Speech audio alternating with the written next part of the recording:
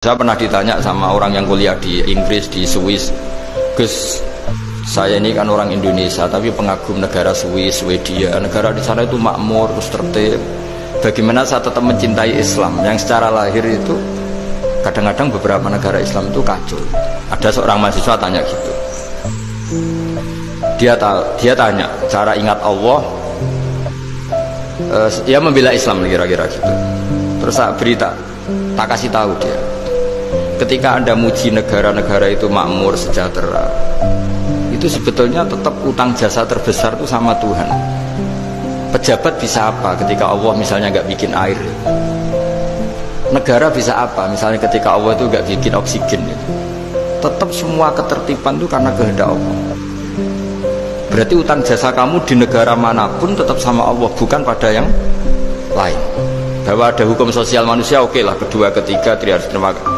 Hanya dia sadar. Nah masalahnya kita ketika di negara yang makmur gitu, pikiran kita, oh, presidennya hebat, menterinya hebat, tata sosialnya hebat. Oke, nggak apa-apa, muji manusia itu nggak apa-apa. Tapi tetap itu semua di bawah muji Allah Subhanahu wa Ta'ala. Ada air begini ciptaan Allah, ada oksigen sehat ciptaannya Allah. Sehingga muji pertama itu kepada apa artinya kehebatan manusia ketika ada gempa besar, ada likuifaksi, ada macam-macam. Nah maksud saya ngaji di sini, ingat Allah itu dengan cara seperti itu. Sehingga ketika kita hidup di negara manapun, ya utang jasa pertama pikiran kita sama Allah Subhanahu wa Ta'ala. Tapi kalau enggak, kamu terjebak hukum adat tadi.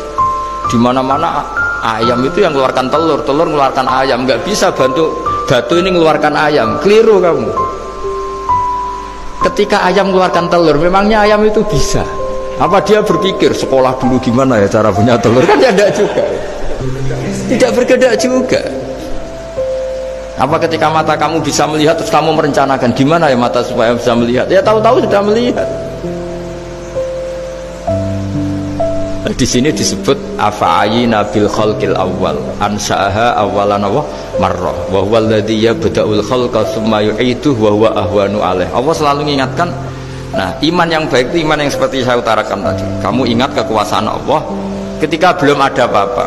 Belum ada apa-apa ya Allah bikin manusia itu dari tanah, bikin ayam ya dari tanah, bikin sapi ya dari tanah. Bahkan semuanya dari ketiadaan. Nah, dengan iman seperti itu, nanti kalau kamu ngaji hadis, Nabi bisa mengeluarkan air dari apa? Dari jemarinya. Terus Nabi Ibrahim dibakar gak apa-apa. Nabi Soleh bisa mengeluarkan unta dari batu besar. Nabi Musa bisa menyibak laut hanya dengan tongkatnya. Itu semuanya kamu tidak jangka. Karena tadi ingat bahwa kekuasaan Allah itu tidak terbatas. Itu cara iman yang benar. Sehingga nanti ketika kita mati juga gitu.